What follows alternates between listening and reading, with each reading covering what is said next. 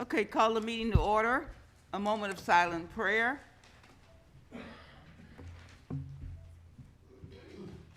And a special prayer for Colin Powell, a devoted public servant.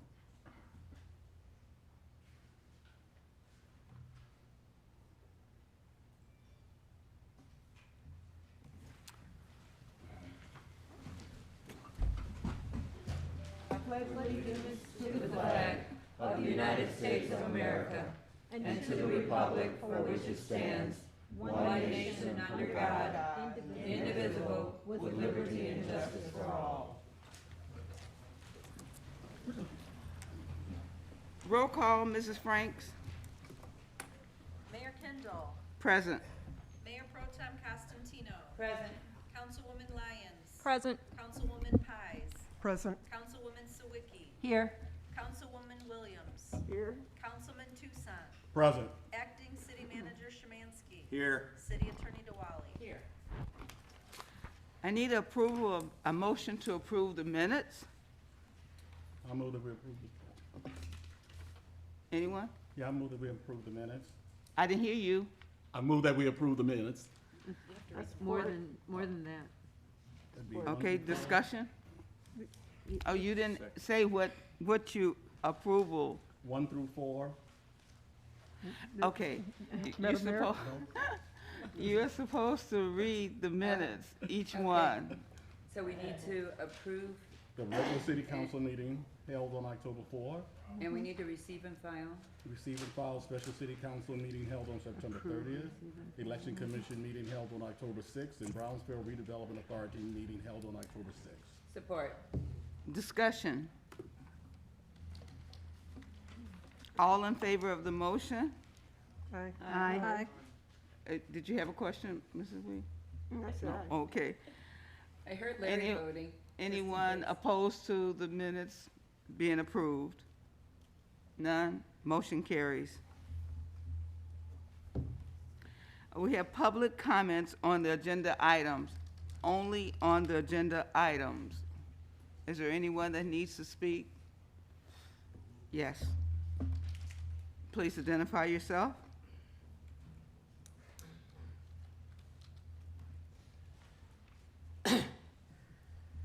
John Shinburn. Been here in this city almost 70 years. I see on the consent agenda that you have Safe Built on here again for $37,000. With what you approved 2 weeks ago and today, that's $80,000 for this year, for this month. You mean to tell me we can't hire 2 guys and do the digital with a secretary for that amount of money? And that's minus the 20% that we get. So add that on, and it's probably well over $100,000 for this month. That money could be going in the coffers if we hired like we did the last time. We had 2 guys, and that's what they've done. Hired 2 gentlemen that are retired. They're not paying them benefits, and a secretary. Thank you. Is there anyone else would like to speak about an agenda item? Seeing none? Oh, David's talking. Yes, Mr. Callis. Identify yourself.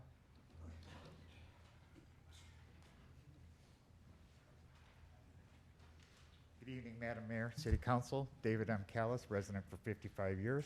The only question I have for you is that I did see that Safeville changed their invoice a little bit, and I see where they took the 80% and they took out the word revenue, but I could not see where they took out the 20%, so I didn't know if that was just off the page, or is that supposed to be on the line item so we know they're taking 100% revenue? And that's it. Thank you. Is there anyone else that would like to speak? Seeing none, go to table and pending items. No action needed. So we go to the consent agenda. I need a resolution. Madam Mayor, Yes, Councilwoman I'll Constantine. offer the resolution to approve the consent agenda items 1 through 5. Support. Support. Discussion? Is there any discussion? Madam Mayor, yes, if you would. The issue of safe built has come up several times, and I know we've explained it a number of times in the past. And I think it behooves the community to understand what safe built's role is, and the fact that that the city cannot charge over and above the customary charges for building enforcement. And they are hired as our building enforcement company. And so they are the ones that are doing electrical inspections and roof inspections and fence inspections. And they're doing plumbing inspections and all of those types of inspections. We don't make money off of, we are forbidden by law, correct me if I'm wrong, but I believe we're forbidden by Michigan law from making money on this particular, on these inspections. On top of it, we do pay Safe Built. Often, like, I'll give myself as an example. My husband and I hired a company to come in and put in a fence in our yard. And Safe Built came by and they noticed some problems and, excuse me, and would not, subsequently approve the fence, which was wonderful because it really needed to be improved. The company came back. Safe Built came back. The company came back. They came back 6 times. This is how bad that company was. Our fence was put in crooked. It was put in, so it was following the ground instead of following a level, and it was just a mess. At any rate, Safe Built came back every time. They were willing to go to court for us. And every time they come back, it's not covered by the initial fee that's paid. That's on us. And so sometimes we see, people say, why are we paying Safe Built so much? And part of that is the fact that they are covering work that by law we cannot charge more for. And so I just kind of have to put that point out there, because they have people that, yes, they do get paid, they do get benefits, et cetera, on the company. We aren't paying for benefits, we aren't paying extras, we're paying for their services. And so if Mr. Szymanski would like to elaborate on any of that, that would be great, but I think it's really important for the public also, to understand what they're doing. Well, not only that from Mr. Szymanski, but also from our city attorney. I mean, she has said this over and over. Would you elaborate on that? Yes, prior to Safe Built, we had absolutely no building cases. No tickets were issued, we made nothing. And quite frankly, subsequently, since Safe Built came out in over the past 3 or 4 years, now we have tickets, we have compliance, we have investigated numerous situations, on top of the fact that our building department was a mess, and they've cleaned it up. So Safe Built, in my estimation, is doing their job, and that's proof in the courts. But they're not the ones that go out and do garbage, if people are putting their garbage out a day early, or if their lawn needs cutting. That's not on Safe Built. That's not what they do. That's not their job. All right, so just, a lot of people have this misunderstanding of what Safe Built's supposed to be doing. They're doing what they are supposed to be doing. They're our building department, essentially. And that's what maintains the housing stock, the electrical inspections, annual fire inspections, mechanical, plumbing, permitting. All that goes into making sure that the housing stock is safe, and our taxable valuation stays steady. Is there any further discussion? Well, Madam Mayor, I'll just add to that. Over the last 13 years, the number of rentals in Harper Woods has increased exponentially to where, things used to be able to be handled by a couple of people, but now there's just so many of them that need to be regulated, and, there's you know, all these houses have to be inspected constantly, but also little things, that happen, like a tree fell, and the tree that fell, it fell on a house in a garage, but the house where the tree had originated was from a rental, and nobody could find, you know, who would be responsible. Safe Built had to call, you know, and track down who the landlord was and whatever, and force the management company to get someone out there, so they do a lot of work that we don't see every day. May I comment also? Yes. Just recently on my street too, we have a house that's been abandoned, well, appears to be abandoned for the last 5 years. The neighbors have primarily been trying to keep it up a little bit so it won't look like somebody sort of lives there. And I've called State Building, and what they have to do at that time too is actually go into records and find out if they're current on their taxes. They found out that, and then they have to forward a letter to the owners and find out, are we gonna call this an abandoned home? So they're doing a lot of things that we don't even realize that they are doing. Price is steep, maybe so. Is there any further discussion? Can roll call vote, please, Ms. Frank? Mayor Pro Tem Costantino. Yes. Councilwoman Lyons. Yes. Councilwoman Pies. Yes. Councilwoman Sawicki. Yes. Councilman Tucson. Yes. Councilwoman Williams. Yes. Mayor Kindle. Yes. Resolution passes. Okay, this takes us to old business, and since we have none, I'll take you to new business for the city manager's report. Mayor and council, I have just a little narrative before we get into the meat of the city manager's reports. And I'd just like to say about 1.5 years ago, the mayor, Ty Hinton, and I, with the support of the city council, met with North Point and Associates. We saw an opportunity in the Eastland parcel redevelopment, and talks, plans, and action soon develop. I'm proud to say we're in the final stages of the planning before demolition and construction phases. And we come to our residents today with a $94.2 million new investment for the Eastland properties, 550 new permanent jobs, 250 construction jobs, and a new use for some of the most unproductive real estate in our city. But people ask, what did the city of Harper Woods receive? Well, to date, we have been paid all of our back taxes and water bills on the Eastland properties by North Point. In addition, we are receiving a new revenue stream of $475,000 each year that will flow into this community, even while a tax abatement and brownfield plan program are in effect. This new money and related growth will help the city reduce its reliance on Public Act 33 assessment, and we can cautiously look at reducing parts of this millage once the revenue starts coming in. The base year revenues, the Section 255 tax abatements, the brownfield redevelopment plan, and essential services agreement will be explained in detail in the following next few council items. I have asked the experts from North Point, Honigman, and WCA Assessing to be on hand should any questions need to be answered by our city council or the residents of this community.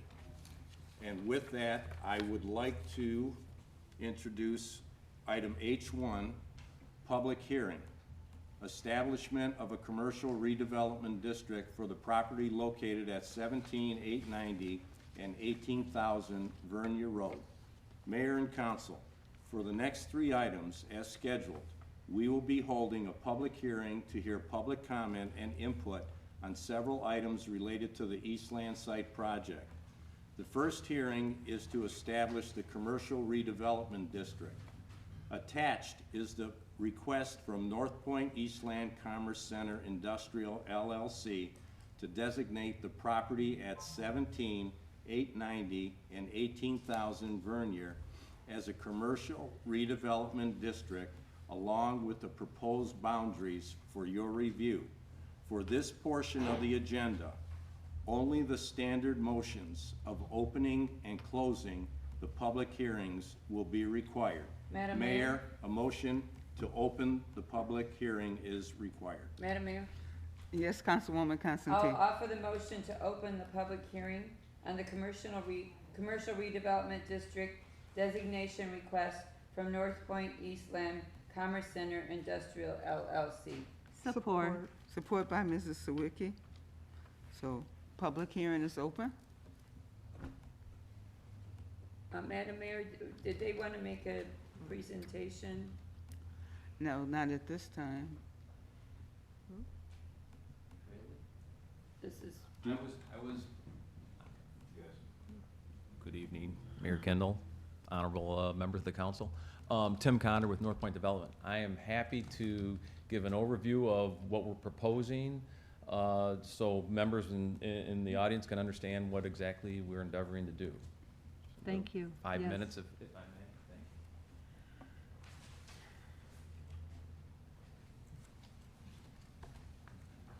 thank you.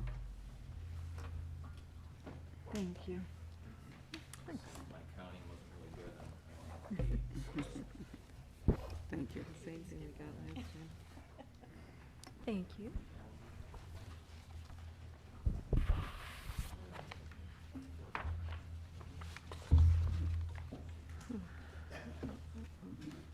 You want to see this? All right. Thank you. Again, Tim Conder with North Point Development. Appreciate the opportunity to discuss this project with you. High level, North Point Development is a industrial developer, meaning we build industrial properties. We're based in Kansas City, Missouri. I have an office here in Detroit and to open up a new one here in the near future. So we do have operations as well in the city of Detroit. We're active in 23 states, over 40 markets. We've built over 100 million square feet. We're the largest developer by the amount of space developed in the last 5 years in the country. So, you know, we've been active. We've leased over 30 million square feet, and a lot of those numbers aren't meaningful unless they're in the right context. But like I said, we're the largest developer in the United States based on the amount of space we've built over the last 5 years. In terms of what we've done in the state of Michigan, we're very active in southeastern Michigan. We built our first project was built up in Burton. Burton's next to the city of Flint, and we built a warehouse up there for General Motors. We have a couple we just completed a project in Romulus. We have 200 acres that we're ready to build in the springtime to develop on there. We have the old Cadillac stamping plant off of Connor and Gratiot under construction. We have the old Packard Proving Grounds up off of 23 Mile in Shelby Township under construction. We've closed on Eastland Mall. We're the new owners of it. We plan to have that under construction shortly, demolition, then construction. And the other project is, I mentioned that we have additional land in Shelby Township. So very active in the area. We particularly like this project. Eastland, we're going to call it the Eastland Commerce Center. It's three buildings totaling approximately 1 million square feet. We've listened to the Planning Commission and the neighbors, and we've taken the truck courts, where the docks are, and put them all on the inside of the area. So you're not, so that the courts are not facing outward towards towards 8 Mile, Beaconsfield, or Kelly on this side. So all your courts are interior. Also some walking areas. We have 7-foot sidewalks going around the perimeter. But importantly, as John noted, we expect at least 250 new construction jobs. The GCs the general contractors we typically that we hire will hire mostly local subs. I would say over 80% of the subs will come from within a 5-mile radius of Eastland Mall. Further, that's the construction jobs. That's phase one. When construction's done and the buildings are complete and there are tenants in the buildings, we expect there to be at least 500, if not 600, permanent jobs associated with the project. So You know, jobs will come with the construction, and then there will be jobs here with the ultimate tenant who leases the building. We build spec development, meaning that we will build these regardless of if we have a tenant. We're gonna tear down the buildings, and then we go vertical immediately. We did that right down the street with the Cadillac stamping plant, and we just signed a 415,000 square foot lease with the Lear Corporation, who's also based in Southfield. They do sub-assembly work for General Motors at the DHAM plant. Real good work, all union jobs.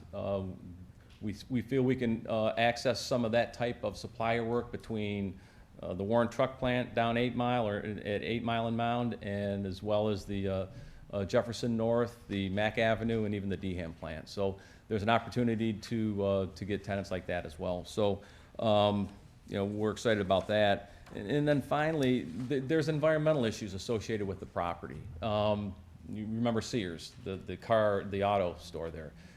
Issues with that. There's a dry cleaner in there, and there's issues with that. We're used to, about the stamping plant, it's not, we're not afraid of the environmental conditions. They just need to be addressed properly. So that's part of what this brownfield plan will do, is help remediate and help offset some of the remediation costs that are associated. We have to put certain items, vapor barriers, pond liners, to make sure that any of the contaminants they don't get into the soil below. So we'll take the appropriate steps, and you know, the one final thing I'd say is we've estimated over $21.5 million are associated with the eligible costs for the brownfield to demo the property and to properly remediate it. So happy to take on any questions, but I just kind of wanted to hit that high level overview of the project. Is there anyone with questions? Yes, ma'am. Madam Mayor, may I? Yes, I had a few questions for you. You say most of the ports for the trucks are on the inside, so I'm looking at building 2 and 3. What are these? On building 2, you know, this truck port will face, this is what we call a rear load. So the only docks in the truck ports are behind it. This is a rear load. This is office in front. This will be trucks with dock doors here. This is a cross dock where there's docks on both sides. So there'll be docks over here, but we tried to get them to face interior like this with the office around here. For these 2 buildings, this will have office on the short ends. These rear loads have it on the long end, along 8 Mile. And we wanted to buffer where the apartments were over here. Okay, so building 2 is the one that's closest to the high school and the, Can you speak into the mic? yes. Building 2 is the one that's closest to the high school, Correct. Harper Woods High School, and also Yes. closest to the CCI building and closest to the Chandler Park Yes. schools. We will berm that area back there to help buffer the visual sites from the high school to the buildings. Okay, because I also was thinking about the diesel, with this number of trucks being parked on that area. How are you containing the diesel fumes? We will do a study to see what effect the amount of trucks that come in and out of the property will have. That's part of the traffic study. We don't think it will be significantly impactful, but that's how we will look at it. We'll have a traffic study done to help determine that. And what about diesel spills that may occur with those Well, trucks? we're environmentally friendly. We will clean up any problems that are associated on the property. Okay.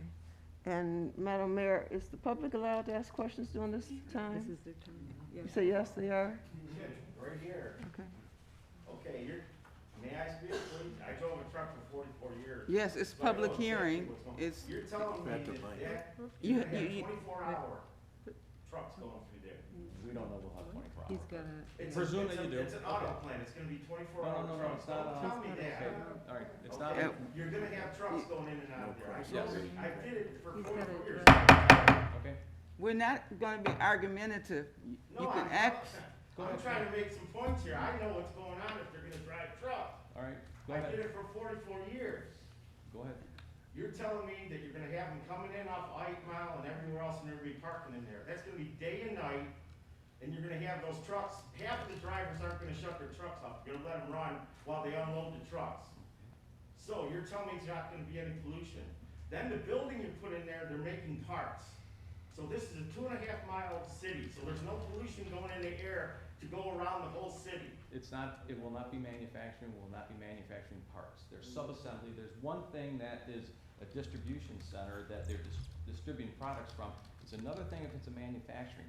The manufacturing's in the city, they need sub-assembly work done. They need to put a cockpit together. They're not stamping steel, they're not manufacturing, products like that. This is more of a distribution facility, light industrial, than it is heavy manufacturing. We will not build, this is not zoned for heavy manufacturing. So in an 8-hour day, how many trucks do you estimate are gonna go in and out of that facility? I will have to get back on that. I don't know what the. I'll tell you, there's gonna be about 50 or 60 trucks in an 8-hour day. Okay. And then during the night, there's even more because they can ship it faster through the night because there's not as many They have, police out there. parking for 8,300 vehicles over at Eastland now. That's what it originally was designed for. You had that kind of volume of traffic coming in and out of that center, which is gonna be greater than what we would anticipate now if we go to a light industrial use. Yeah, but people, when they went to there, they shut their trucks off and walked around. These are gonna be guys driving trucks, 53-footers with diesel coming out of the, you can't tell me. I'm not saying they're not, They're they're, gonna be you're right. put in, back I into never, the docks, they're gonna leave the truck running. And don't tell me they're gonna keep an eye on it, they don't. I'm telling you they don't. I know for a fact. Okay, Let the thank you. trucks run, Okay. and then it goes out everywhere. okay. Is there anyone else who would like to? Can we have people Now, come? I've been in the business, I was a diesel mechanic 25 years. They will run unless you have some kind of exhaust system put on, those stacks. And you don't know the stacks are up or under the vehicle, they're gonna run during the winter, summer, 24 hours a day. And also, what do you have in place in case of a fuel spill or petroleum spill? How you gonna contain that? Who is gonna be there as soon as it spills, it has to be gotten up right then and there? Are you gonna have somebody on site to take care of that, yes or no? It will be, it will be the tenant's responsibility. See, we own the building, we lease it to a tenant.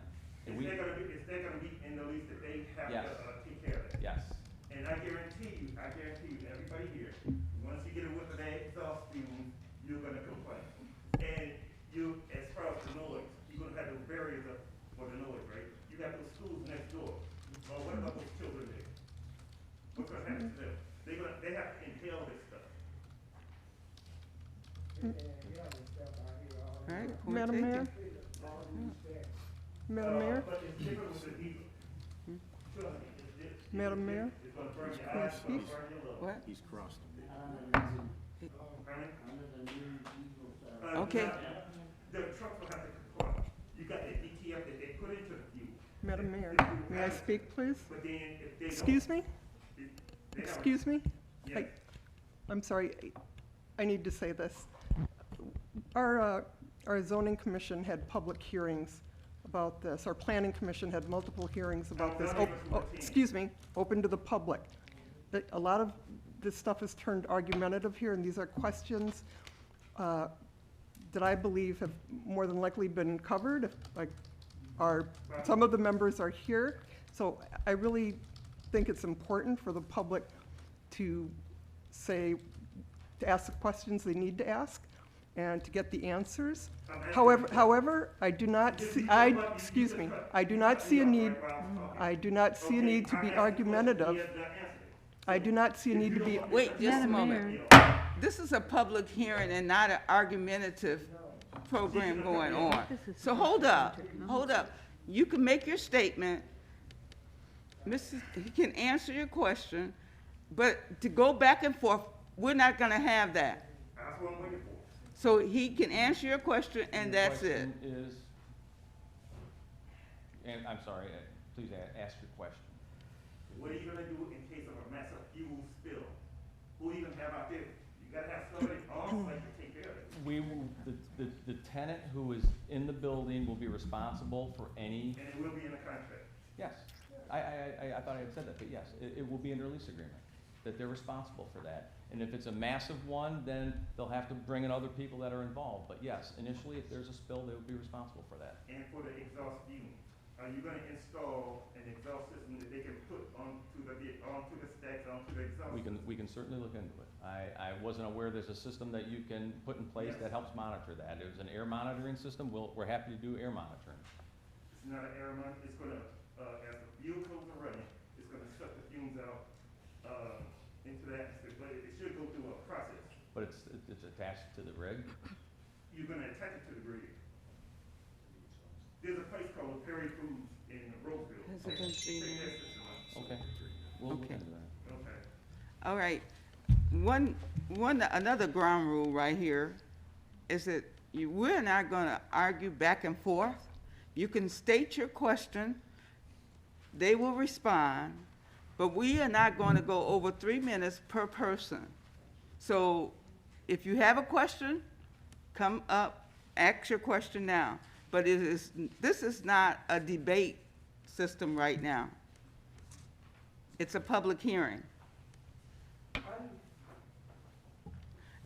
This gentleman had his hand up first. Mayor, thank you very much. Thank you ultimately with regards to how you've expressed what's going on, what's gonna happen. And also I thank those in the audience, especially if they are Harper Woods residents and do care about Harper Woods. If we could even make that clear, that the people have to say that, yes, I'm a Harper Woods resident and I'm willing to sit up here and speak for 3 minutes. I'm Michael Dick, 18575 Eastwood Drive, been here for many years. Okay, is Safe Built going to, sorry, that's for the next one. Ultimately now, what is the extent and duration of the tax abatement, if any, for this project? That's Just coming up. simply, You'll hear about that through this whole series. Right. This is just on to Establish establish the a property. district, that's all. thank you. I just want to be able to trust my council members and Yeah. fellow citizens that we're not gonna give away the farm. Thank you very much. Thank you. Madam Mayor? Yes, young, Councilman Ryan, yeah, come to the, my daughter emailed her about Kelly Care Center up here. She emailed the Attorney General. Madam, I'm sorry, Wait. ma'am, that would be called to public comment. oh, yeah. This is a hearing for the North Point development, Okay, and and that's so, gonna be called for what? No. public comment at the very end. Call to- If we're not called to audience. Mr. Hakeem? I'm Larry Hakeem. I'm a resident of Harper Woods, and I'm a member of the Planning Commission here. And just to address your issue real quick, young man, and this is probably a response to you. We had several Planning Commission public hearings regarding this project starting a year and a half ago.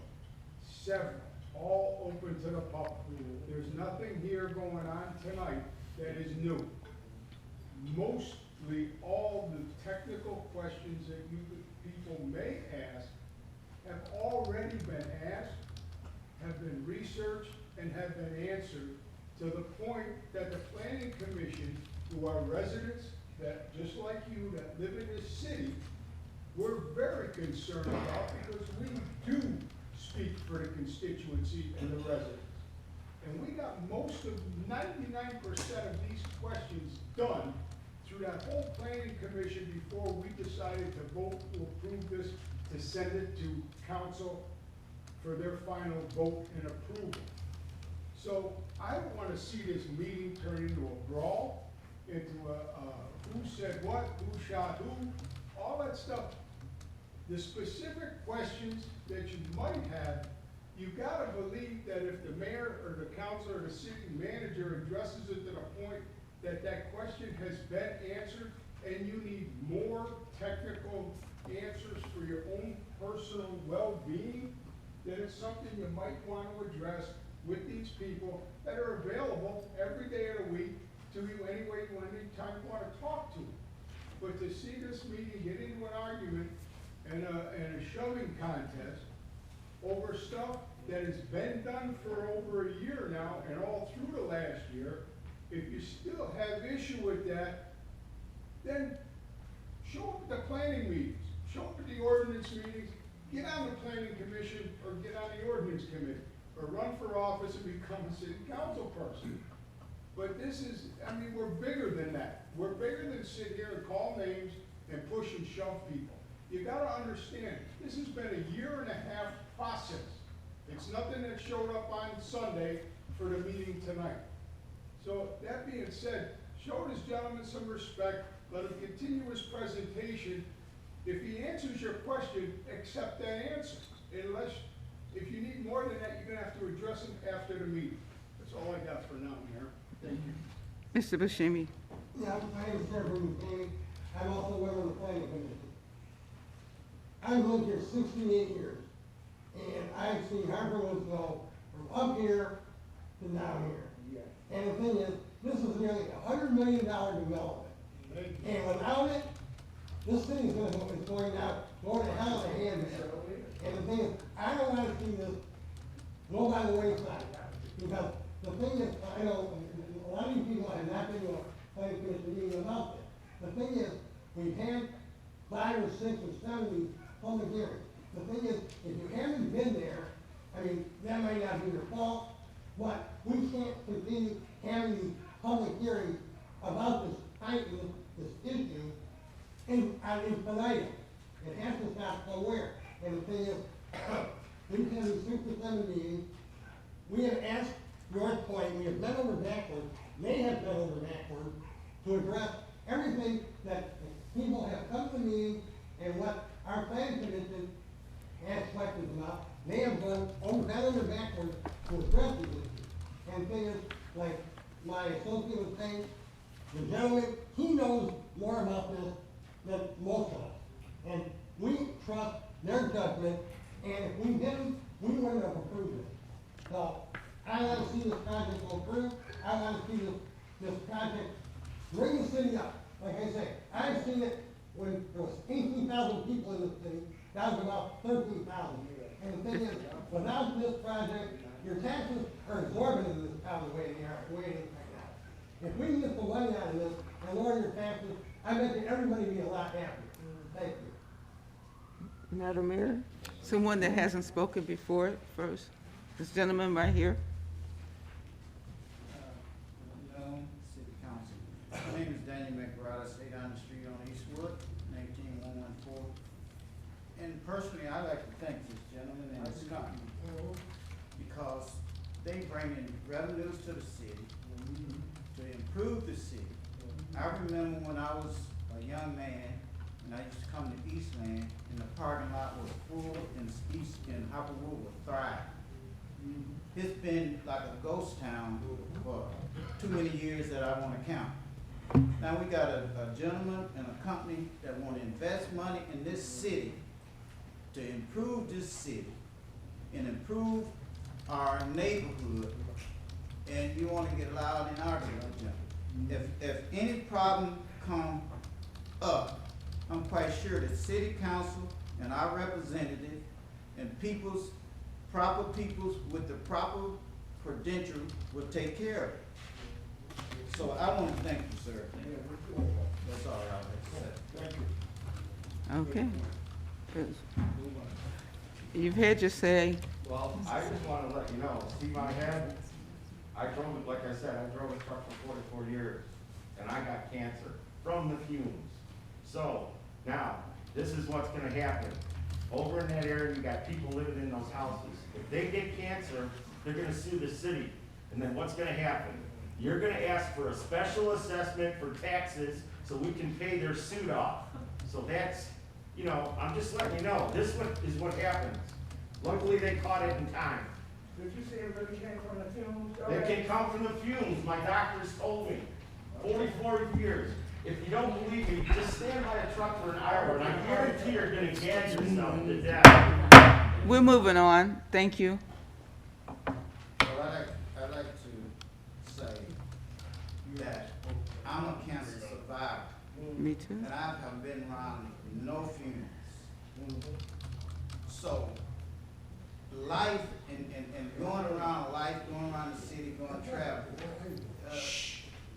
I know a person lived for 92 years, and he smoked a pack to 2 packs of cigarettes a day, and he didn't die from cancer. So, you know, you get illness from all kind of different such a situation. So let's live with it, and let's try to improve it, and get a cure for it, and don't blame one thing or another. You can't. Mr. Williams, is that you? I'm Mr. Williams, I live on Woodside. And again, during those meetings, like I said, I had other obligations. Now, were the questions that I asked, were they addressed at those meetings? Yes. That's all? It was?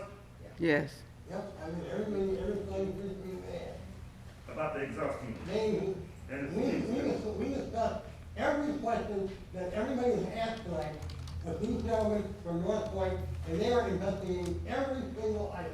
Like I said, they have been over backwards for us, and there are questions that we didn't even ask that they knew about already. You're just looking at the number. The whole thing's looking at the law. Can I get a motion? Okay, Madam Mayor, Can I get a, Madam Mayor? Mr. Shanberg, again? Yeah. Like he said, Seraphin, I want to applaud these gentlemen. The last people that bought Eastland just bought it as a write-off. And they, excuse the language, screwed us out of taxes and everything else. The only question I have is, are they going to require a certain amount of people from Harper Woods to be hired? All right. Thank you, Mr. Shanberg. Can I get a motion to close the public Madam hearing? Mayor? Madam Mayor, I had one more question or comment, if you don't mind. Okay. The developers for North Point, I'm sure if anybody still have questions, they are here tonight. And I do appreciate the questions from the public, because I know every question may not have been answered at the meetings, or perhaps several of the questions have. But they are here after the meeting for anybody to talk with. I'm sure they would wouldn't mind giving their number out or talking to people so that you can contact them further. It may be an idea that they just hadn't thought about at that time, but I'm sure they're very accessible. So after our meeting, if anybody still have questions or concerns, they are here for you to talk to. And I'm sure they'll make themselves accessible to anybody who still need further questions or answers done.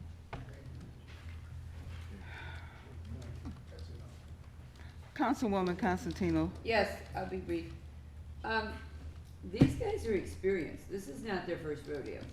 They have done hundreds of developments. And we did express the concern about the diesel fumes and such, and they did respond. And that's, if you heard earlier, why they're putting all the docking areas on the inside, so it's away from the residents. So all the docking areas are in here. So that is one way that we've addressed that. So we're not having the trucks right by where the houses are. Okay? So there's, you know, I'm sure that there's a lot more to it. You know, so I just have to say, we've researched this. The Planning Commission has done so much work on this, as well as the developers, and a lot of people, Ty Hinton, we gotta give him a lot of credit. This is something that is a great improvement over what we have right now. And yes, I'm making sure we're gonna get some cash out of it. We're not gonna let them steal the store. Already on that. So, yeah. I mean, I'm also a cancer survivor. I don't know, cancer can be caused by anything, but you know, there's always some kind of risk. But right now, what this is the best thing for our community. Right now. Madam Mayor, Yes, Councilwoman Paz. I want to take just a moment to address all of these. The mall, before the very, very recent closing here, was owned by someone who won an auction for $3.25 million, who tried to get to revive the mall, even though it was difficult because a lot of anchor stores had been leaving. Prior to that, it was owned by a hedge fund. And because that hedge fund sat on it for 3 years because they could, according to federal law, nothing was done over there. All they had to do was maintain it in the condition that they purchased it in. And you see the parking lot over there, you see all the problems over there. They sat on it for a tax break for 3 years. Fortunately, they didn't re-up for another 3 years, which they, according to law, they were perfectly allowed to do.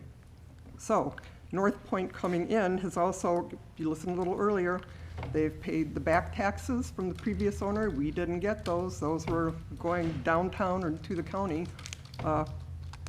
trying to get payment. They paid the back taxes. They paid all of the utilities. I don't know if you recall, but on some instances there at the mall, businesses were having their, they were informed that they were getting their electric turned off. I would hear about it. I had to go down to operations there one day just to find out if it was true. And they told me yes. They would get notices. Well, they weren't paying their water bill for a while, and that's money that comes directly to us. And North Point has paid all of this in the back. Additionally, at all of these Planning Commission meetings, to say that North Point bent over backwards for us is a true statement. People came into these meetings so that everything was tweaked the way everybody wanted. They moved buildings around so that we'd have aesthetics facing Vernier Road. They moved another building around so that it would have less impact on the Eastland apartments there. They tweaked their landscaping to help with the noise and with the pollution. There's going to be over 300 trees there. And they're installing water retention ponds. So this will actually save taxpayers money with the water retention ponds, because right now we've got all that square footage of cement over at Eastland Mall, and it runs off and it goes to the Milk River. And we pay the largest portion of the costs for the Milk River. We pay more than Grosse Pointe Woods does because we've got all this land sitting here at Eastland Mall, which we weren't getting the electric paid, we weren't getting the water paid, we weren't getting the taxes. So this is all going to be cleared up, and you will probably see the benefits of that within a few years regarding the Milk River. So there are going to be benefits. They're going to have their own security systems in place there, so we'll be able to have our police force more attentive to the rest of the community and less focused there on Eastland Mall. They'll also have their own fire system, if you will, built in. So we'll have our fire department here be able to focus more on our community than there. So there's really a lot of benefits. A lot of the community came to these meetings and asked tons of questions. And as I said before, North Point has been really very accommodating on all of this. So Well, that's pretty much what I wanted to say. Can I say something to everybody else is saying? Yes, go ahead. Mine is real brief, because I want to get this moved on fast. So one thing I even noticed too, was a big concern about windows, extra windows. And I've noticed now that they've also added the extra windows to make it look a lot more user-friendly, not so quite industrial. Madam Mayor? Okay, thank you. Quick Yes, question. Councilwoman Sawicki? This is a question for the city manager, acting city manager. Has the design for all of the facility been approved yet by the planning commission, or is that coming up in the next meeting? That's coming up at the next meeting. Okay, so what is the date of that meeting? November 3rd. November right? 3rd? November 3rd. All right, all right, I just wanted to kind of put that out there for people who might be concerned about, aesthetics. Madam Mayor? Thank you.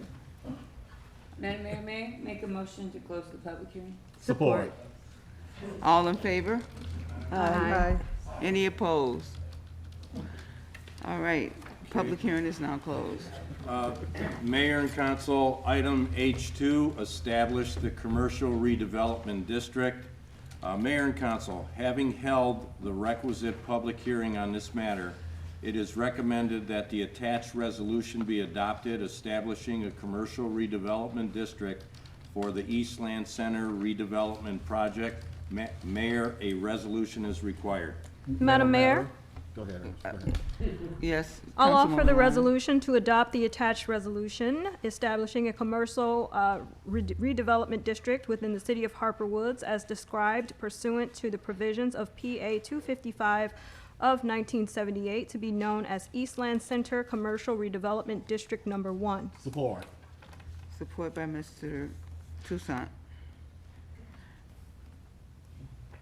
Any discussion?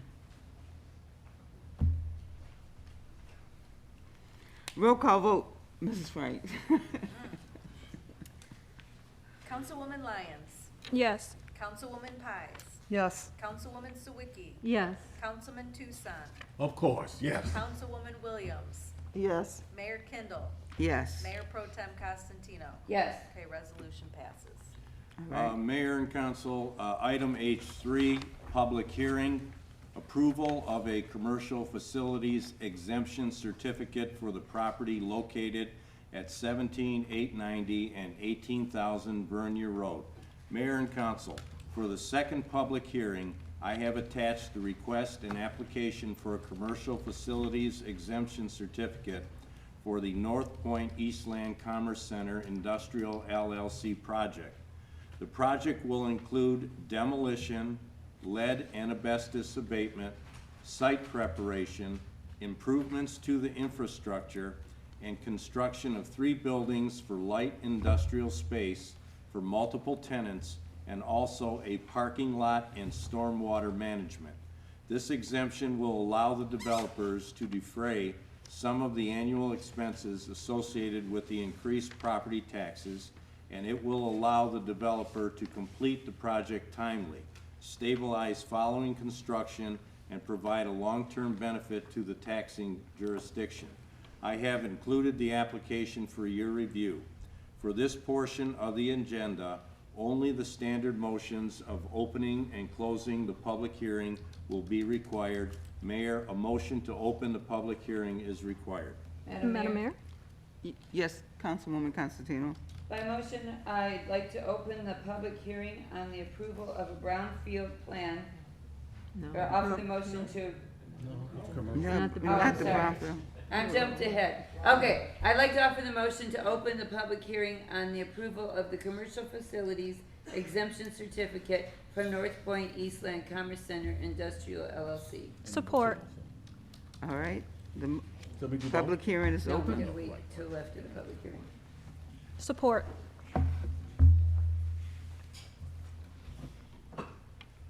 Madam Mayor, I think it would be helpful for the city manager to explain this a little bit to the council. Okay, this is, I'll give a high level, and then I'm going to refer this to Richard Barr.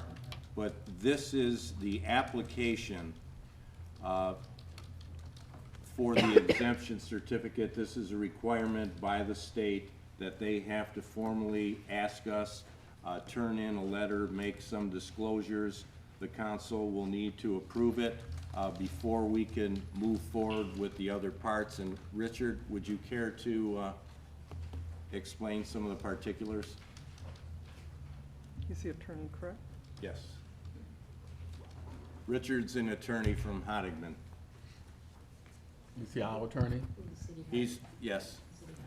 Good evening, Richard Barr from Honigman, and I was engaged by the city to assist in this process, and I appreciate the opportunity. As the acting city manager mentioned, this is an important portion of the package you're considering tonight. This, if approved, would grant a 50% tax abatement on the new buildings to be constructed by North Point. The application that was filed indicates that the building portion would be about $65.5 million. And based upon or depending upon the final assessment of the property, that'll generate taxes to the city and all the other taxing units at 50% of the normal rate. And if you adopt the brownfield plan later, a substantial portion of those taxes are used by the brownfield plan to reimburse some of the costs that North Point described and that we'll talk about later, but as part of the overall package pursuant to Public Act 255. That's one of several alternative tax abatement laws that have been enacted by the legislature. And again, this is a 50% tax abatement for 12 years plus 1 construction year. So effectively 13 years for the benefit of the project and the tenants. Happy to answer any questions, or if you'd like any more details, please let me know. Does there anyone have any questions? I just have a comment. Can we, a motion to close it? I just had a quick comment. Okay. Yeah, so these brownfield redevelopment, they're not, or the. It's, they're you not keep getting brownfield, into I'm sorry, brownfield. We're not on brownfield. Sorry, okay. These are not unusual, is just basically what I'm saying. All right. Mr. Callis. Yeah, Mayor, City Council, is this the area where it was referring to 25 million within 25 years, or is that the next part? That's the next one. Okay, thank you. This is 13 years. Okay, can I have a motion to close the public hearing? Madam Mayor, I'll offer the motion to close the public hearing. Support. Support by Mr. Okay, public hearing is closed. Mr. Szymanski. Okay, item H4, approve the commercial facilities exemption certificate. Mayor and council, having held the requisite public hearing on this matter, it is recommended that the attached resolution be adopted approving a commercial facilities exemption certificate for the Eastland Center redevelopment project as requested by North Point Eastland Commerce Center Industrial LLC. Mayor, a resolution is required. Madam Mayor, Yes, Councilwoman Pies. I'll offer by resolution to adopt the attached resolution approving a commercial facilities exemption certificate for the real property located in Eastland Center Commercial Redevelopment District Number 1 at 17890 and 18000 Vernier for a period ending 12 years after the expected completion of construction, beginning December 31st, 2021, and ending December 30th, 2034, pursuant to the provisions of PA 255 of 1978, as amended, subject to the execution of the Essential Services Agreement. Support. Support by Support.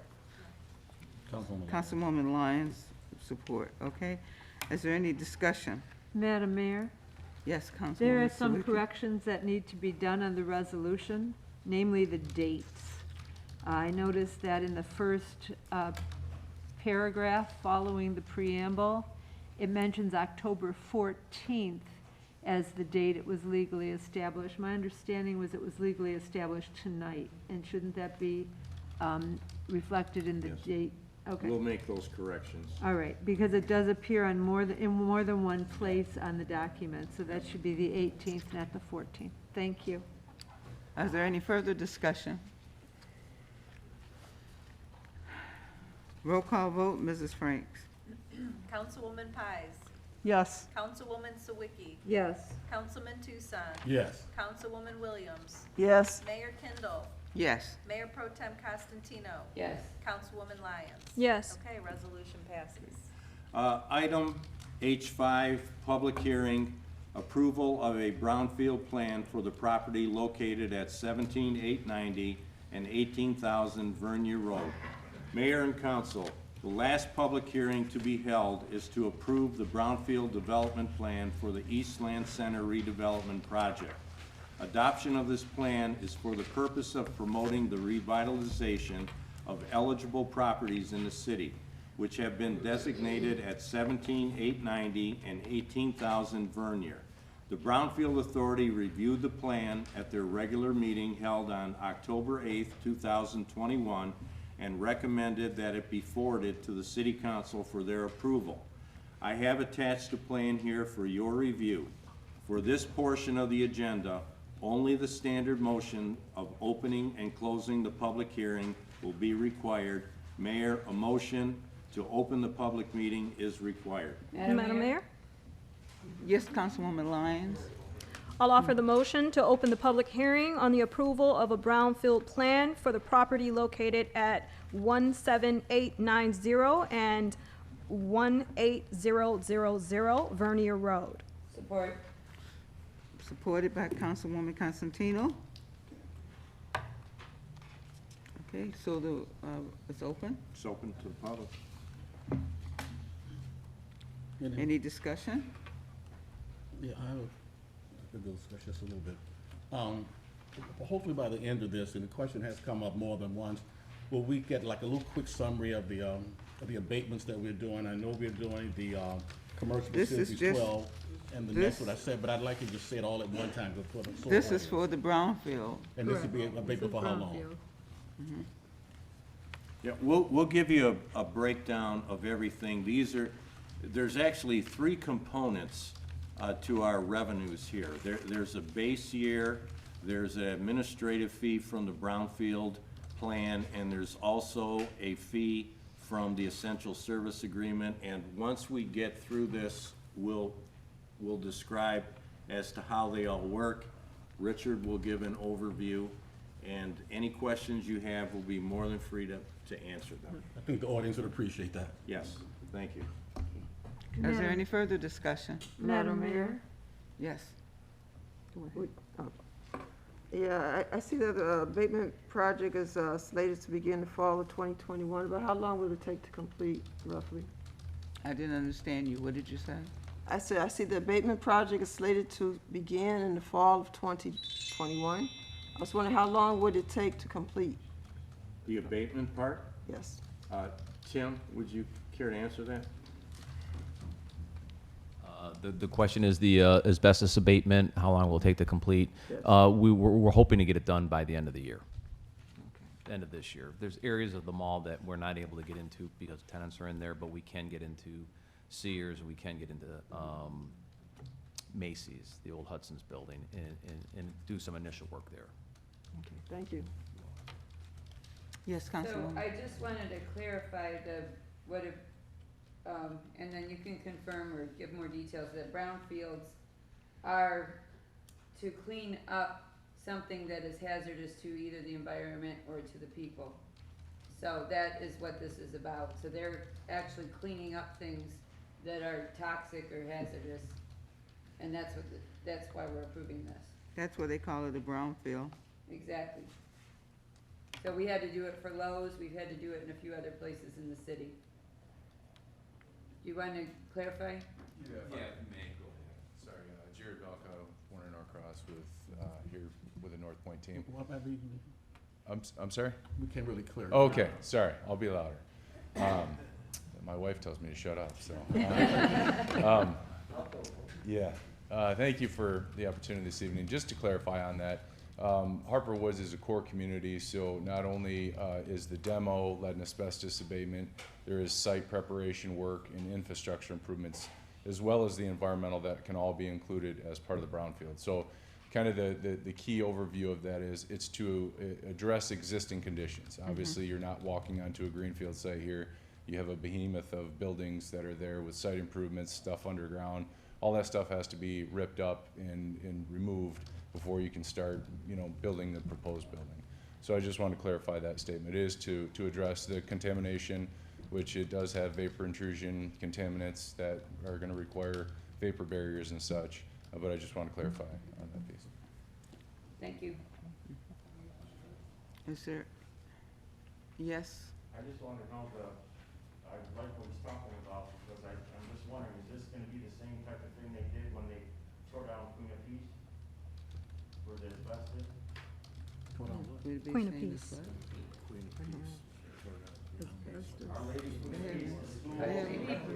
Queen of Part of Peace it, is not. maybe. Part of it, partially. Because what they did there, they had constant people watering it down, people sucking up all their stuff into machines that they're supposed to be. Is that what they're gonna be doing? Yeah, all that's highly regulated, so they will be. Okay, well, no, I'm just saying, because they tore it down. there was nothing that went around. They had, really tore it down. I was just wondering. Madam Mayor? Yes, Councilwoman.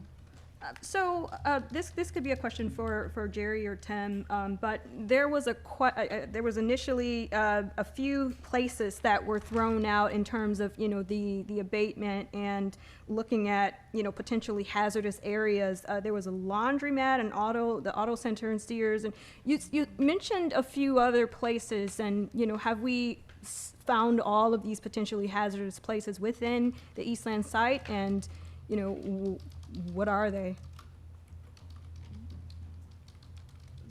The question is, what have we found at the mall, and are they potentially hazardous? We call it our due diligence. We get into a property and we begin to look at everything from the structural integrity of a building, if we decide to maintain it, all the way to the subsurface conditions.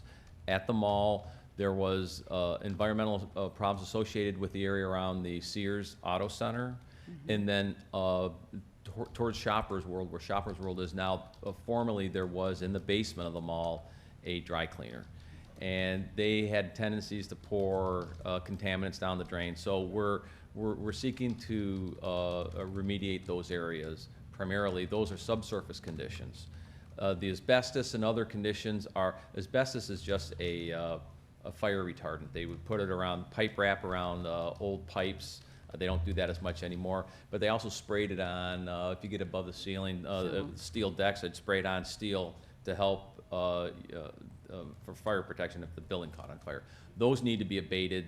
That will all be abated. The environmental, the subsurface will be remediated, and we work closely with both Eagle as well as the MEDC in those two areas. So it's highly regulated, like Jared said. We follow the book when we go to remediate it, and we will clean it. You have to remediate it before you can demolish it. They won't let you demolish a building that has asbestos, and you have to take it out, then you can demolish it. So it's not a waste of money. It's the right way to. It's a right way to take care of an environmental problem, and that's how we're going to handle things over at Eastland. Answer your question? Yes, thank you. Thank you. Are there any further questions? Any further discussion? Mr. Shamrock? Yeah, all I ask is, will that include the tunnel that went under Eastland? Yes. Okay. Are there any further questions? Can I get a motion to, Madam Mayor, yes, I'll offer the motion to close the public hearing. Support. all right. Moving on to item H6, approve the brownfield plan for the property located at 17890 and 18,000 Vernier Road. Mayor and council, having heard the public hearing on the approval of the brownfield plan, it is recommended that the attached resolution be adopted, hereby adopting the plan for the property located at 17890 and 18,000 Vernier Road. Madam Mayor? Okay, okay. Councilwoman Constantino? I'll offer the resolution to adopt the attached resolution approving the brownfield plan of the City of Harper Woods Brownfield Redevelopment Authority for the Eastland Center redevelopment project. Supported by Mrs. Sawicki, is that it? Not me. Oh, was it? Support. Supported by Ms. Pies. Okay, any discussion? Madam Mayor? Yes. It's my understanding that they will recoup the money on the abatement and building over the course of 25 years. That's the estimate.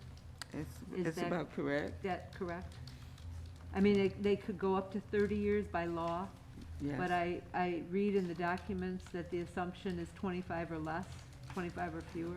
It could be, depending, the length of the program, obviously, is longer. There's a possibility they could recoup those costs earlier.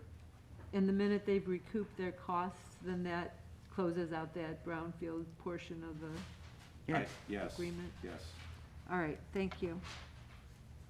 Is there any further discussion? Roll call vote, Mrs. Franks.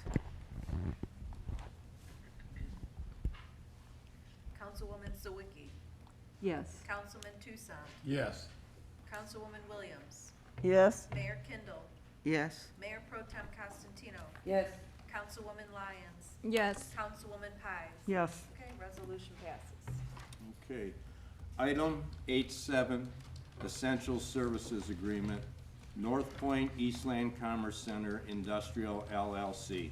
Mayor and Council, attaches the Essential Services Agreement between North Point Eastland Commerce Center Industrial LLC and the city that has been prepared by Richard Barr of Honigman LLC and reviewed by the city attorney and myself.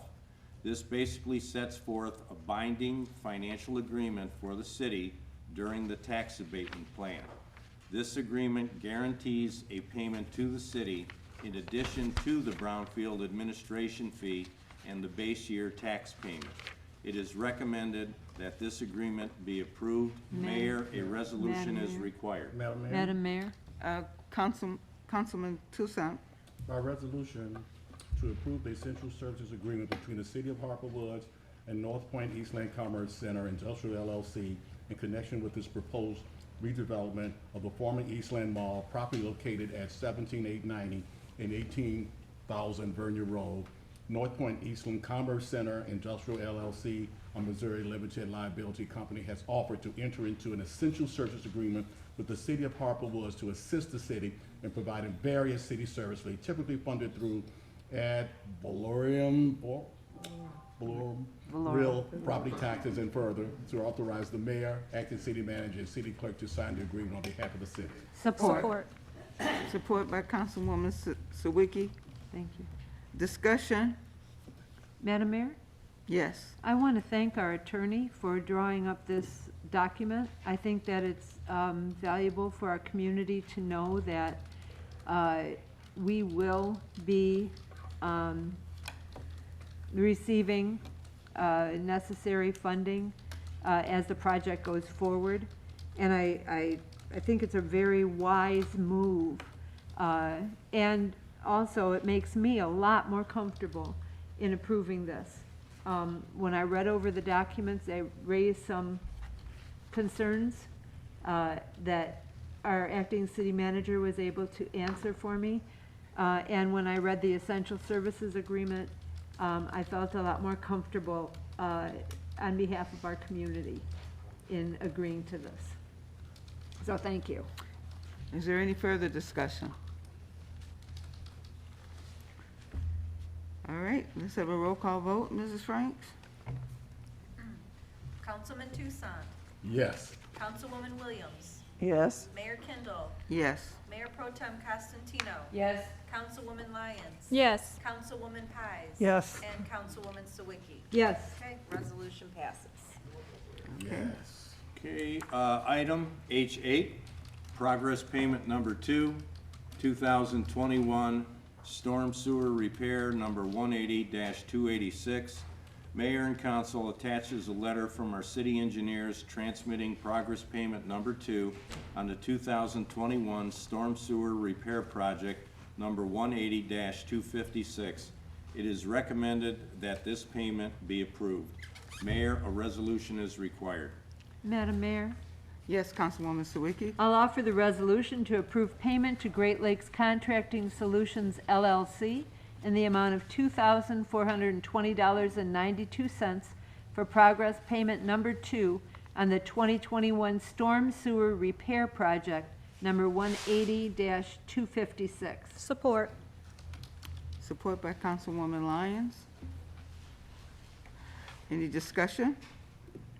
Madam Mayor? Yes. Do we know how many additional payments are going to be coming up on this? You know, I'll defer that to Mr. Snyder. Yeah, thank you. You know what, I believe there's gonna be one more on that, pending the decision to modify that contract. So if that's the case, and the contract is modified, then consequently there will be additional. All right, thank you. Is there any further discussion? Roll call vote, Mrs. Franks? Councilwoman Williams, Yes. Mayor Kindle, Yes. Mayor Pro Tem Costantino. Yes. Councilwoman Lyons. Yes. Councilwoman Pies. Yes. Councilwoman Sawicki. Yes. Councilman Tucson. Yes. Okay, resolution passes. Okay, item H9, contract extension 2021 storm sewer repair number 180-256. Mayor and council, attached is a correspondence from the DPW superintendent and our city engineers regarding the extension of the 2021 storm sewer repair project. We have reviewed the offer submitted by Great Lakes Contracting Solution, LLC, to continue this project at 5 specified locations with 2021 unit bid prices. Again, by extending this contract, we save the cost of preparing new bid specifications, advertising, and other startup costs. Further, based on other recent bids, we do not feel that bidding will result in lower prices. It is in the best interest of the city to approve this, as the catch basins at the 5 locations are collapsing, and it is urgent this work be completed. They have done excellent work for us so far. I have discussed this at length with the engineers and agree with their recommendation that the modification be approved. Mayor, a resolution is required. Madam Mayor, Yes, Councilwoman Williams. I'd like to offer the resolution. By resolution, approve the contract modification, approximate amounts of $40,649 with Great Lakes Contracting Solutions, LLC of Waterford for the 2021 Storm Sewer Repair Program, number 180-256. Support. Support by Councilwoman Lyons. Roll call vote, Ms. Oh, I'm so sorry. I want to rush it. Discussion, is there any discussion? Madam Mayor? Yes, Councilwoman I Constantine. just wanted to thank the DPW superintendent. The joint crack and sealing program came in $30,000 under budget, so that money can go toward these emergency repairs. So that it's not really taking a big bite out of the taxpayer's pocket. Is there any further discussion? Seeing none, roll call vote, Mrs. Franks.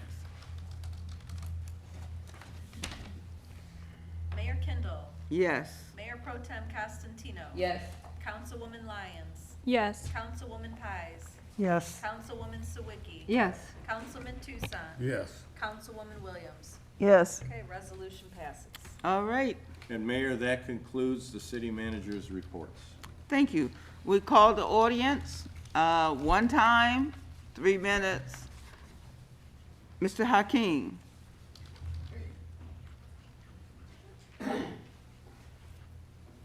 Larry Hakeem, Little Stone Road. How long I've been there is immaterial. I'm there today. That's the most important thing. I want to thank all these gentlemen for a fine job they did this evening trying to clear up some of these issues. One last little quick comment about the Planning Commission which the public should know. It was instituted by our former city manager, but one of the things that I hold dearly is the fact that he was very adamant in having all of the Planning Commission complete the State of Michigan Citizen Planner course, and to take this job serious. And we are one of the very few cities in southeastern Michigan where every planning commissioner has a certification by Michigan State for citizen planner. So it's not just something we get together on once a month and drink a beer. I don't drink, period, but you know, it's a real deal for us. That being said, I found out recently in June, when my basement flooded, like so many others, that we ended up filing, I had drain insurance, drain backup insurance, and no flood insurance, because I was told years ago that you can't get flood insurance in Harper Woods. So after filing a $38,000 plus claim, and having coverage up to $25,000, needless to say, we lost some money in this project.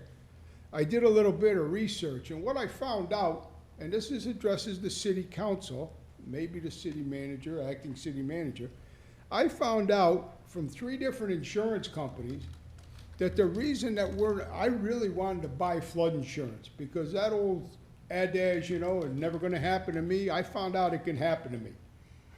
And I don't know how many times I care to go out of pocket $10,000 to replace something that I could be paying insurance premiums for. And what I found out from not only my insurance company, but two of the other ones that I contacted, which are some of the biggest players in the state and the country, that the reason we can't get flood insurance in the city of Harper Woods is because Harper Woods has not met all the necessary qualifications by FEMA to be able to offer flood insurance to the residents. A, I don't know if any of you are aware of that. B, if you are, I'd really like you to look into it. And C, bring it to fruition, or at least bring it to the public as to what it is necessary that this city has to do to get FEMA compliant for our insurance companies to be able to offer insurance. Not everybody's gonna buy it, but I am, okay, period. It was a rather, you know, you hear for years, oh, we're not in a floodplain, oh, we're in a floodplain. It's just a cop-out, blow-off answer. It's been that way for 35 years. It was the same 35 years ago when I was living in Grosse Pointe. They all give you the canned answer, which means I don't have a clue. And so I'm bringing this up. I've never heard it discussed. I've never heard any mention of anything like that. I'm guessing none of you guys have. But I would really appreciate if council would look into this, or you designate somebody to look into it. As we know, our acting city manager is already up to his ears. He had hair when he took this job, and you know, it's killing him. I'm not putting it on you, John, trust me. I'd love to see somebody else get involved and get an answer for that. I remember that picture. All right, we will look into that. I'm gonna let you off the hook on the rest of this, because this meeting went a little long, but I came loaded for bear tonight. But if I had to go home and explain to my wife why I didn't bring up this FEMA requirement thing one more time, I was gonna be looking for a place to stay, so we didn't want that to happen. So, we all have a boss, and she's mine, so that's good.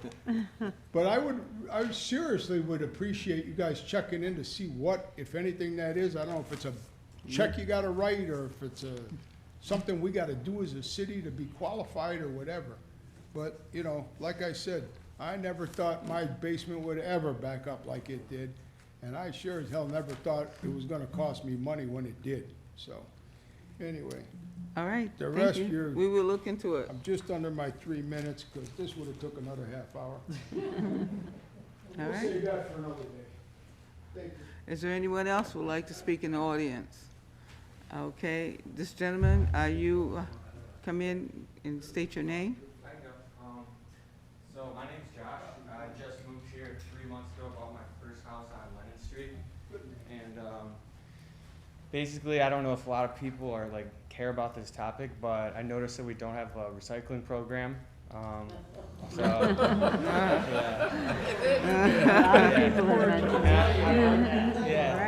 welcome to our meeting. Program here, so you could tell me a lot about it, but I just feel bad throwing away plastic every week. So I'm sure there's some other people who agree with me.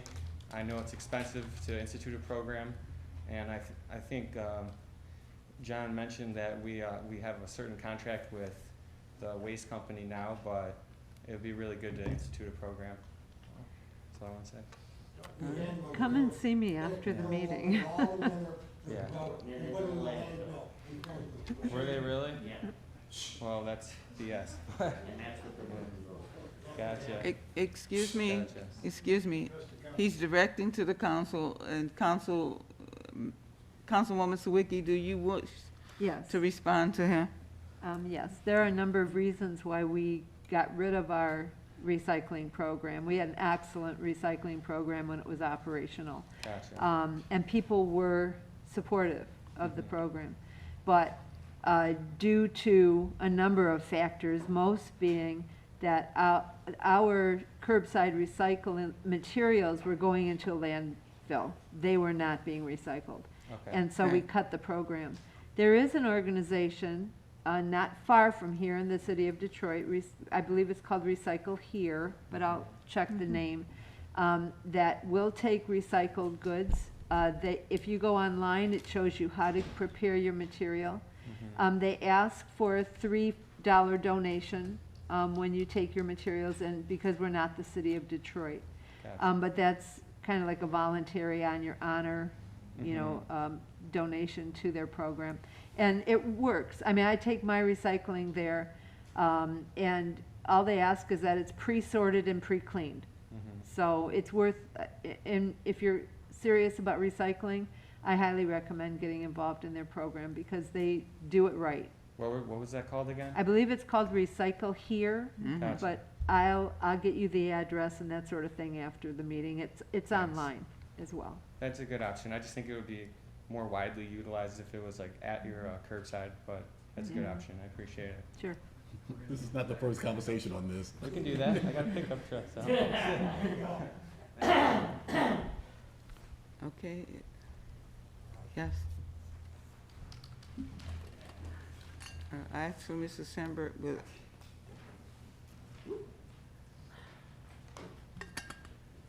Good evening again. I wrote some things down this time. Okay, so, I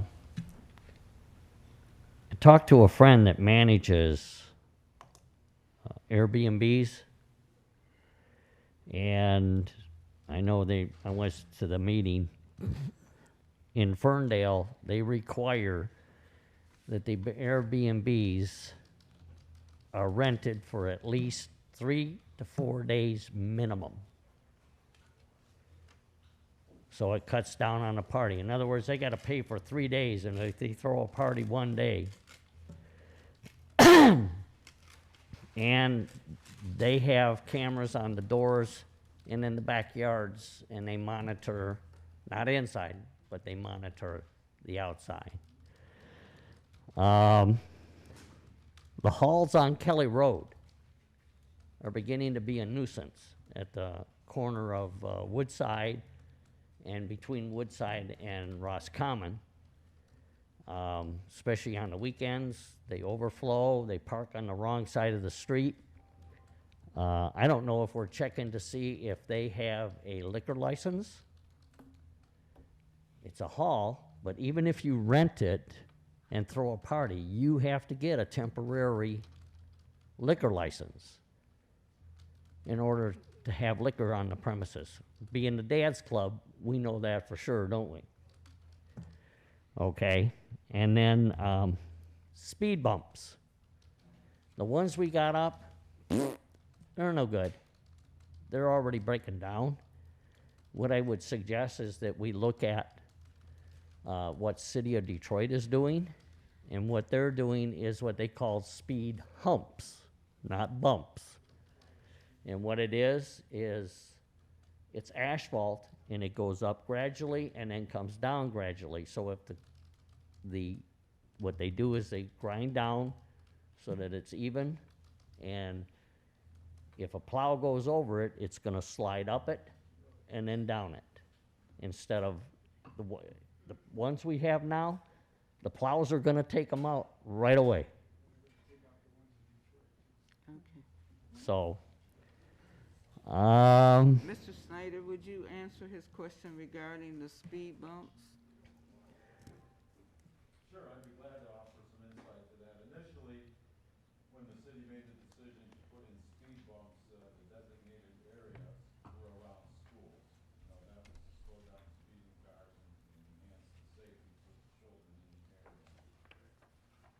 And to that end, we did that. You know, the site was selected by the police department. We may have tweaked it a little bit here or there, and we applied those speed bumps in those areas around the schools. Since then, we probably get 1 or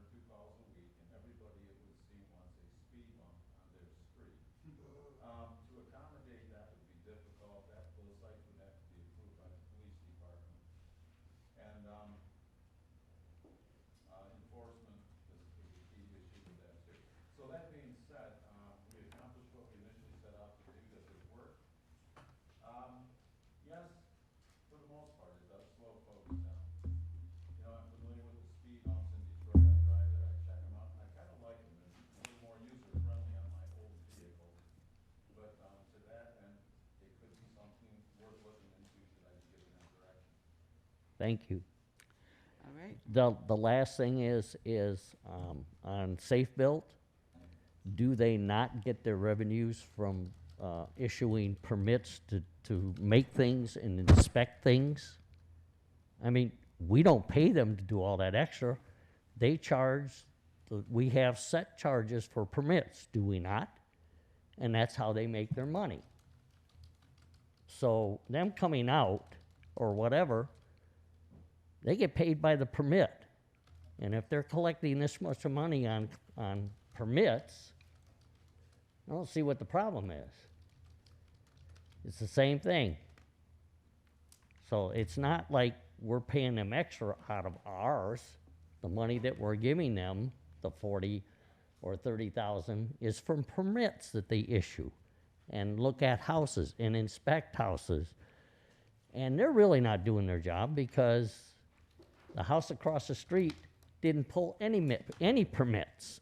Is that the house that you sold to them? Yep, they didn't pull any permits because they're supposed to be posted, and he did windows, roof, tore down a garage, still hasn't done what you call it, and does he have a permit of occupancy? And in order to get that, you have to have it inspected and all those permits, okay? The other thing is Airbnbs. If you have a problem, you can go to the site that they're on and start complaining about them, and that's from my friend. And they will pull them from the sites. Okay, Thank you. Yes.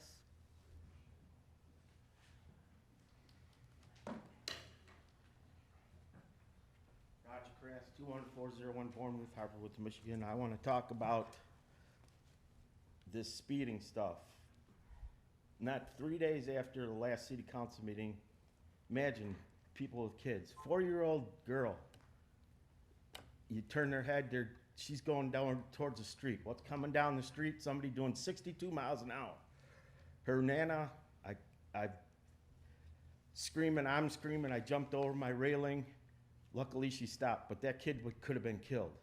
Not 2 days after that, I'm sitting in my porch and I'm going, oh, here comes an idiot driving down the street, probably 65. Coming the other way is a police car. What's he do? He's doing 22 miles an hour. Lets the guy go by, and he just keeps going the other way. I'm going, what the hell's going on? So, you've got an attorney, there's an attorney. My family had attorneys for 100 years. I've got 10 of them. So I'm putting you on notice. I want this on the record. They contacted the state of Michigan. You have 2 months to comply to get this city straight with speeding, or they're gonna send the National Guard in here to take over the streets, and all of you will be null and void. I've had it up to here. This is baloney. You put an article for people to come and be a police officer. Under there, you state that we're short-staffed. So you're telling people, oh, go ahead and speed because it doesn't matter anymore. So I'm notifying you right now. I've contacted them. They're giving you 2 months because when they contacted the state had over 15,000 complaints to them about the city with the safety with police people speeding up and down the streets. So I've had it up to here. I don't care about your excuses. We're short-staffed. If you have to, you people get out there in cars. Trap them. It's got to stop. Like I said, 2 months, or I'm contacting my attorneys, and they will file, and then this city will be taken over by the National Guard. Thank you. Is there anyone else who would like to speak? Mr. Callis?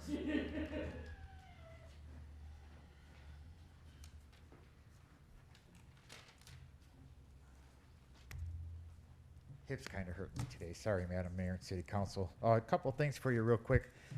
I also would like to thank North Point because they really have bent over backwards to do anything to accommodate our needs. Being to a couple of the Planning Commission meetings, the air quality was addressed. And I firmly believe with the reputation that they have, they're going to continue to monitor the air quality. So I'm really thankful that they're here, and maybe in a few years, Harper Woods can start running on her own a little bit again. As Mr. Akeem brought up, I called AAA and I had the same problem with flood insurance. And they had told me to contact FEMA, but I thought I would come to you guys first. And then the last thing, if you can, just an update on the city manager process, and that's it. Thanks. You want to speak to him about the city manager? We deserve an answer, so everybody will know. Yeah, we have a posting up for the city manager. I've said all along, I have no plans on being a permanent city manager here. So we're going through the process right now of hiring and selecting applicants, and as the applications come in, we will get the selection committee together and go through the process again. I'll do it. Mr. Duck? Michael Dick, 18,000 block of Eastwood. Thank you very much. Because of ordinance issues and trying to deal with some of the ongoing issues in the city, my neighbors and I have tried to do the best we could to resolve some of these issues on our own. The police have plenty to do. Ultimately, we have new neighbors. It's mostly noise and litter and stuff like that. We got some new neighbors on Kelly Star Behavioral Health. I met with the guy that's responsible for the building. We had a cordial conversation and said, this is the deal. The gas station provides all of our litter. We have to bend over and pick it all up. It's been an ongoing thing for many years. I've practically given up on it, but it is. It's litter and noise and what have you. I have a new neighbor. We spoke together today. We are gonna talk over coffee or tea or whatever this upcoming week, and hopefully we can continue to resolve this. But I do appreciate the Harper Woods Police and their attempts to try. I just don't like the idea of them writing tickets for everything in order for us to get the word across that it's wrong for what they're doing. I do have a new neighbor, very cordial, commercial property. I'm glad. With regard to some of the issues that do continue to plague our city, I'd like to thank the Harper Woods Department of Public Works for their help seriously, even with just some of my issues on our street and our little corner of the neighborhood and what have you. The Department of Public Works' diligence in attempting to resolve some of these issues is absolutely fabulous. I don't know where you found the superintendent of the Department of Public Works, but he is a magician. He's a humanitarian. He definitely sticks his neck out, and I have no idea why he still works here. But ultimately, thank you so much. We are trying to resolve this as neighbors within the neighborhood. Oh, and I am double vaccinated. I totally respect everyone that has a mask on, and I will wear mine if required.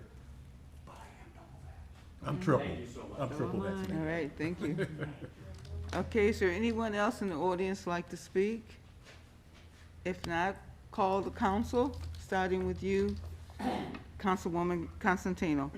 Yes, for anyone who participated in the October 7th Fire Safety Week workshop, I can only describe it as an extreme success. It was phenomenal. Everybody who was participating had a great time. Everybody learned a lot. We talked about fire safety, stop the bleed, putting fires out, practice with the fire extinguishers, and had the smokehouse.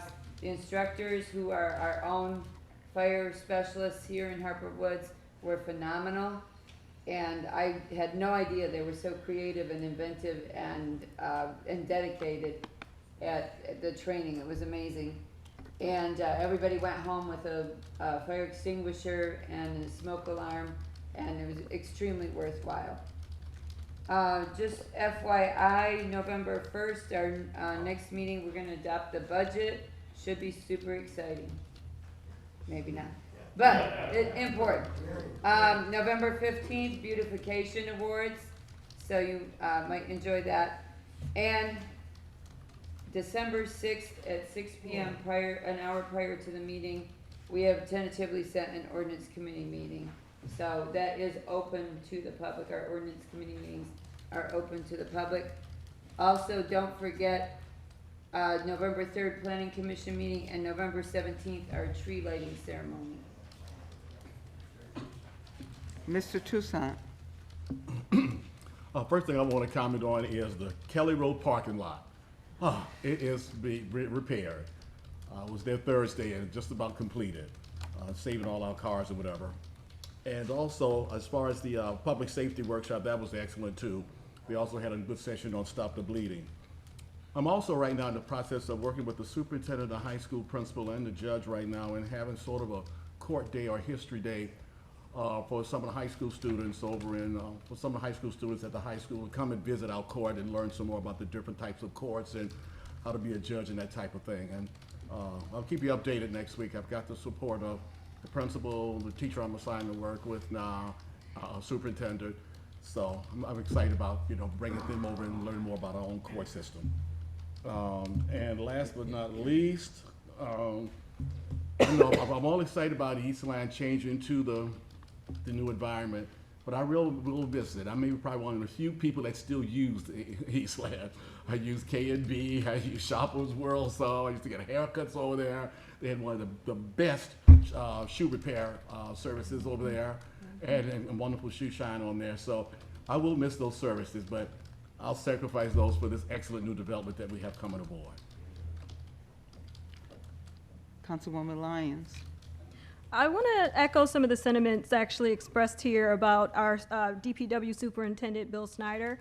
Just a few days ago, I was actually driving down the street, and there he was actually at the corner of Eastwood, and he was, you know, just on his own, you know, trimming bushes and things. And then I stopped and I said, Bill, it's good to see you. What are you doing? He's just like, well, you know what, somebody's got to do it. And of course, you know, it's going to be me, and I'm just going to take care of the community. And, you know, I love seeing that. I love that spirit. And, you know, yeah, there's nobody like Bill Snyder. But I also wanted to say that the fire safety workshop was, you know, a wonderful thing to host for Fire Safety Week. And, you know, one of our firefighters, Dave Carrico, actually had a really great plan that he built himself, this Stop the Bleed sort of mechanism to show people how to perform, you know, emergency services if you know, are trying to help out somebody in an emergency. And, you know, we have a really, really great response time in the city, you know, for medical emergencies. But, you know, this was a really, really amazing process for stopping the bleed with the tourniquets. And then the last thing is, I know that a lot of people have been mentioning, you know, the recycling program and welcome to our city. But I think the best bet when it comes to recycling, because I've talked to a lot of communities that are similar in size, and they are just paying for something that, you know, a lot of emerging markets and developing economies are no longer taking American garbage, or we're not doing it the right way, and when they do take it, it's not usable. So I think it would behoove us to reach out to our state reps and state senators and put pressure on them to adopt things like legislation around extended producer responsibilities, so that when there is a need to recycle, and we can do it in the ways that requires us to put pressure on businesses to, you know, offer an alternative for us. If, you know, if the corporations can help the citizens, then there could be a market for it again. And so as of right now, there really isn't a market, but, you know, that's where, you know, our legislators in Lansing come in handy, and, you know, eventually in DC. So that would be the best course of action when it comes to recycling in Harper Woods. I'll For take now. the newspapers and aluminum soup cans though for my class. Okay, Councilwoman Williams. Thank you, Madam Mayor. I just had a few things I wanted to comment on. One of them was, well, I'll do the easy one first. Are all the meetings that Councilwoman Constantino referenced to, are they in our calendar already? Some of them are in the calendar. I mean the one that's posted online.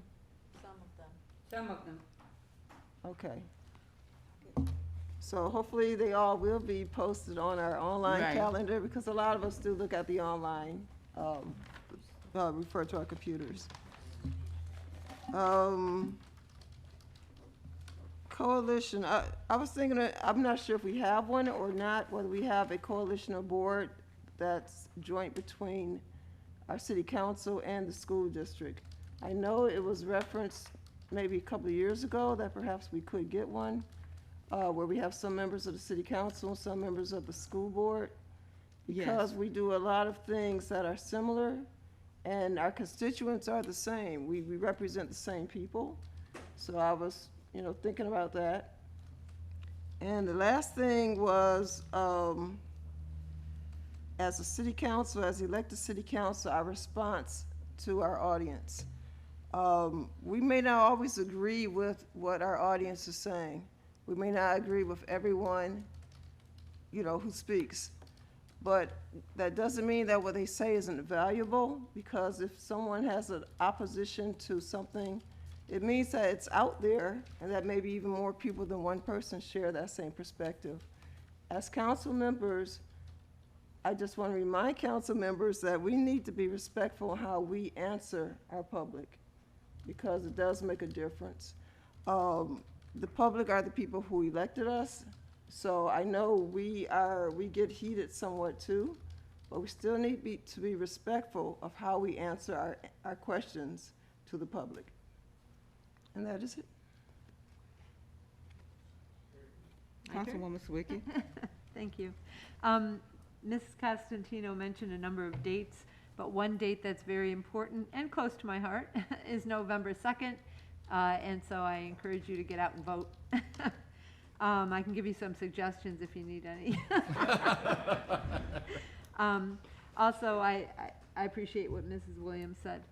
There is one issue that has been brought to my attention in the past with the city council getting involved in school material, and that is years ago, members of the public were quite vocal about city council not getting involved with the school because it's too much power in the hands of just a select few people, that's why there's a separate school board.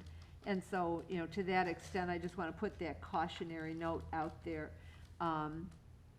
That's pretty much it for me. Councilwoman Pies? Thank you. Several things. Councilwoman Sawicki just mentioned the school board and residents wondering if we could, or at some point, could get more involved. I got an email recently from a resident who was really concerned and thought that council should be more involved with the school board over a particular issue right now. And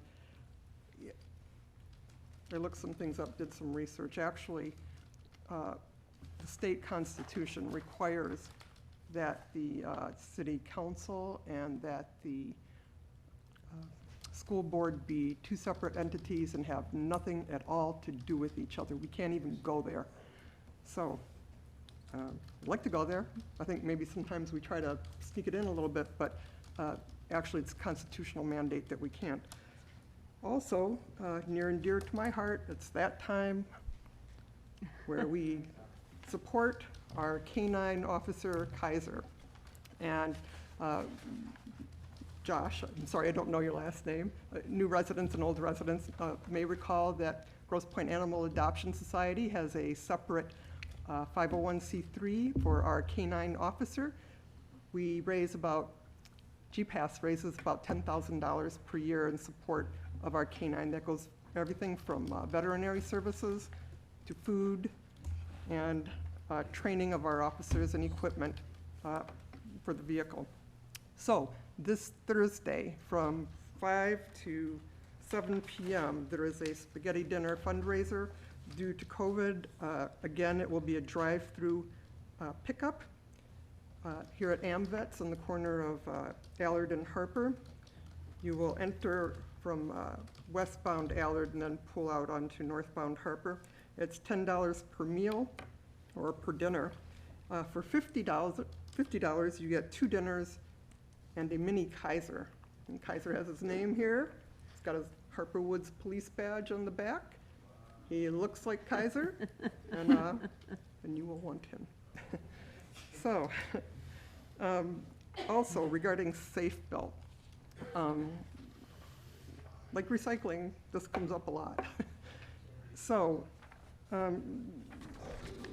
people here know that the way things are set up, it's Safe Belt does get 80% of the permits, and the city does get 20%. This is how it goes, the same ratio as with all of their clients.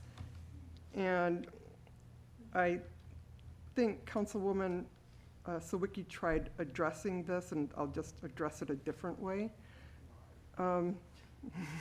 Because there's an article in November of 2019 about a lawsuit of the Michigan Association of Home Builders versus City of Troy.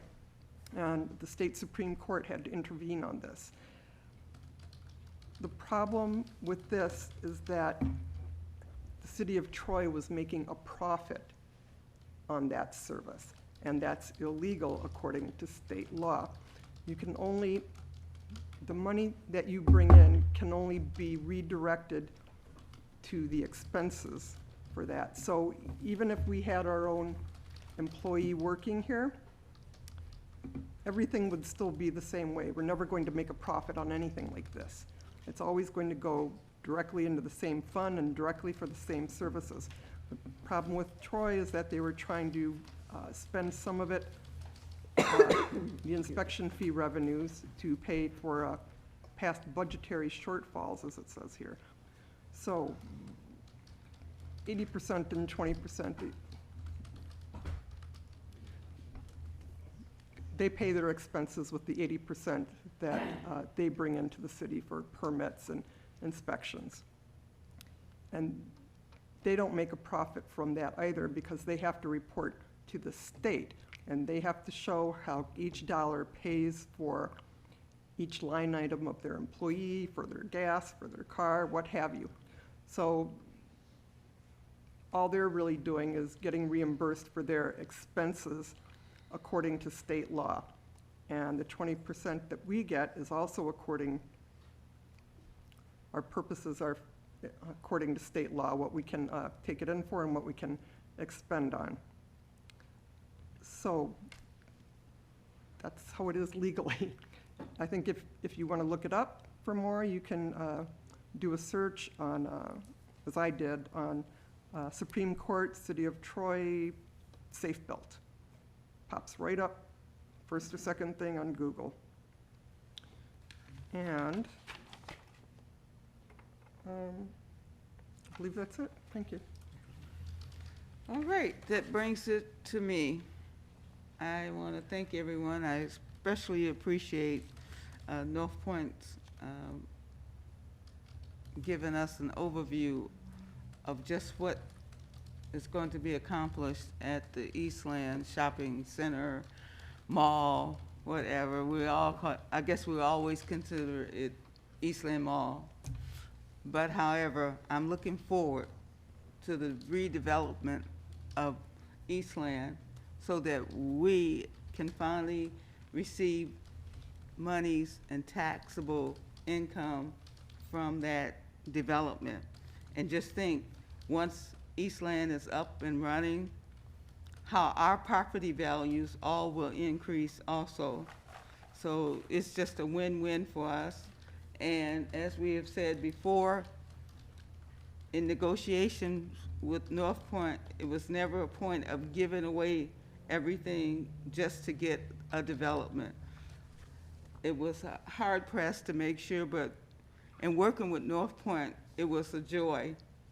I've been in negotiations for a long time with corporate people, and I have to say that they were one corporate company that I enjoyed working with, because it was not, I got you, or it's for us and not your city. They kept Eastland and Harper Woods for the citizens, as well as making a profit for their company. Believe me, it's a win-win situation. We win and they win. And I just can't wait for us to